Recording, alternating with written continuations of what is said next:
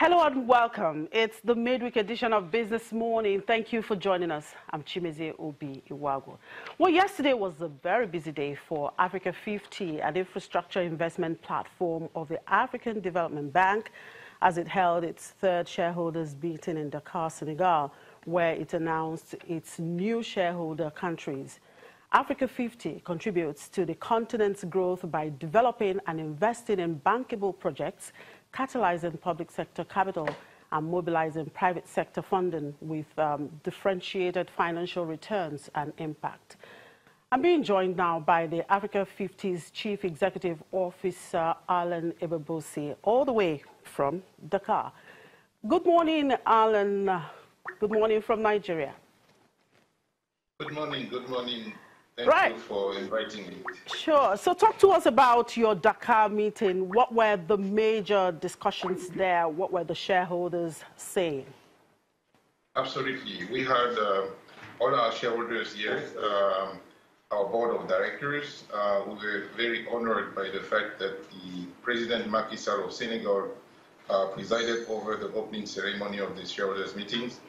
And we also had the chairman of our board of directors, Dr. Kimgumi Adesina, who is also the president of the African Development Bank, chairing the meeting.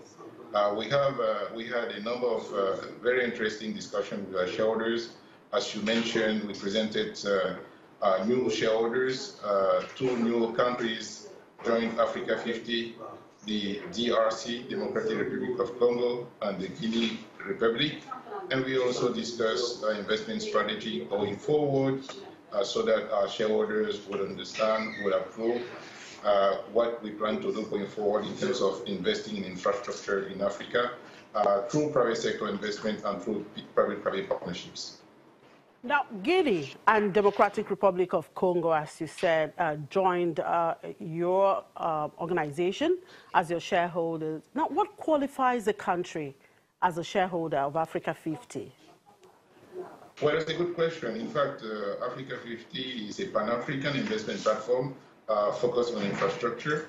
Africa50 was created at the initiative of the African Development Bank, but based on a recommendation from the African head of states in 2012 that called for innovative instruments to finance infrastructure in Africa. As you know, there is a huge infrastructure gap on the continent. Basically, it is estimated that the continent needs to invest $130 billion a year in infrastructure over the next 10 years or so, and only approximately $75 to $80 billion a year is being invested. So there's a big gap, estimated between $30 to $40 billion a year. So we want to have all African countries join Africa50 over time. Right now, we have 25 shareholders. We had 23 shareholders plus 2 shareholders that joined yesterday. Our goal is to have all African countries to become shareholders of Africa50. So to your question, all African countries are eligible to become shareholders of Africa50. I should mention that Nigeria is one of our shareholders, of course, and we actually made our first investment in Nigeria in December 2016. Now, looking at Africa Development Bank, talk to us about Africa50 within the broader AFDB.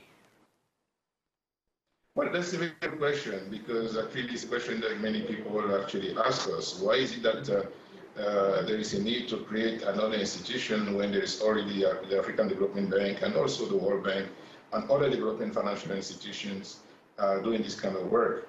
What is unique about Africa50 is that the African Development Bank proposed a development financial institutions which is strongly supported by African governments, but also which has a very strong commercial mandate. So basically, we are somewhat in the middle between a pure private sector investment fund and a development financial institution.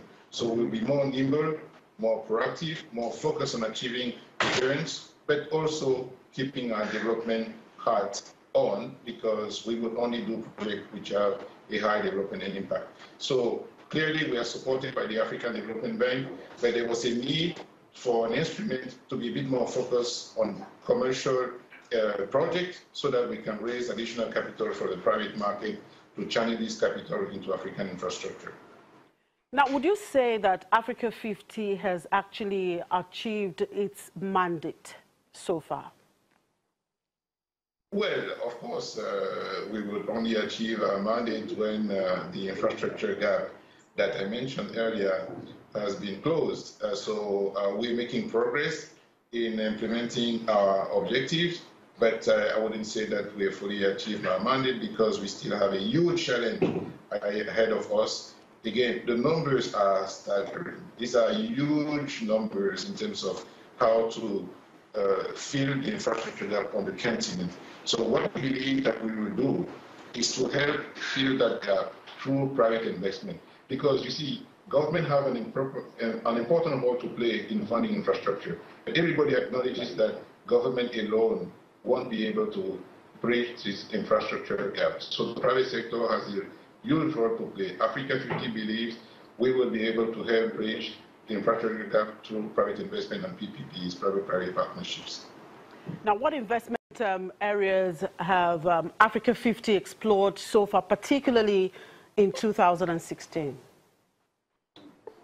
So as I mentioned, we have a fairly active pipeline of projects that we are developing. We made our first investment in Nigeria,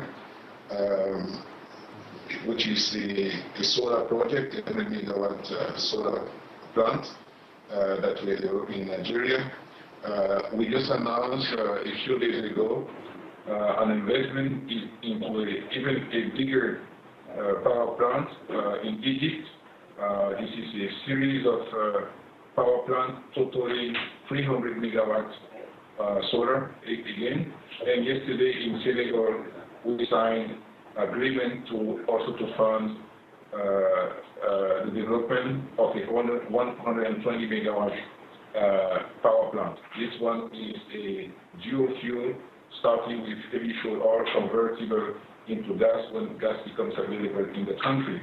So our initial investment have been in the power sector, but I should mention that Africa50 is an infrastructure fund, so the power sector is not the only sector in which we invest in. Our second priority sector is the transport sector, but we also can look at projects in the telecom sector, in the water sector selectively. There is a sector that I believe very strongly that we should be working on. It's basically the midstream to downstream gas sectors. We need to bring gas to the population and to the businesses in Africa through building pipelines, to building distribution networks, because there's a lot of gas on the ground in our continent, and we need to find a way to bring that gas to the populations and to the businesses. And Africa50 will also focus on that sector. Now, at the meeting yesterday, part of the things you discussed were your new strategies and investment. So what are they? I mean, the new strategies and investment Africa50 is trying to explore. Yeah, I think we discussed a new strategy, which is actually, I should say, a refined strategy, because we already had in mind a number of things that we were doing. But I would say that in summary, our strategy is basically centered around three pillars. The first pillar is project development. You see, there is a huge constraint, and this has been acknowledged by most practitioners. A huge constraint to private investment in Africa, but not only in Africa, in other emerging markets as well, is that there's just not enough bankable projects readily available to receive the large sums of monies which are sitting on the sideline and which could be invested in infrastructure projects if those projects are bankable, are well developed. So Africa50, the first pillar of our strategy is to develop projects, to build up the pipeline of bankable projects. The second pillar of our strategy is basically to invest in projects that have been developed by other parties, but that still require additional funding for those projects to be built. So we will do that either directly, ourselves, or through investment funds that we could sponsor. And the third pillar of our strategy is to mobilize long-term capital from government shareholders, for sure, but most importantly, from institutional investors, pension funds. We need to mobilize long-term savings within Africa and outside of Africa to channel these savings into African infrastructure space. And this is something that Africa50 will do. So what is your long-term or near to long-term outlook?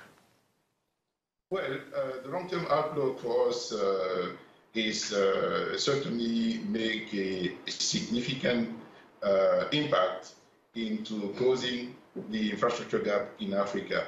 I want to see many projects that Africa50 would have invested in. I want to see certainly a high development impact from this project, but I also want to see financial returns because, of course, we're a development institution, but our mandate is to be commercial. So we want to make sure that we're making money, and there's nothing wrong with making money as long as people are delivering good projects with good services, affordable prices, and risks which are located in a balanced way among the parties. So long-term outlook is to invest in many projects and doing so profitably so that we can actually generate also return for investors. Right, Alan, I agree with you. There's nothing wrong in making money. Thank you very much for your time. Alan Ebobise is a Chief Executive Officer, Africa50.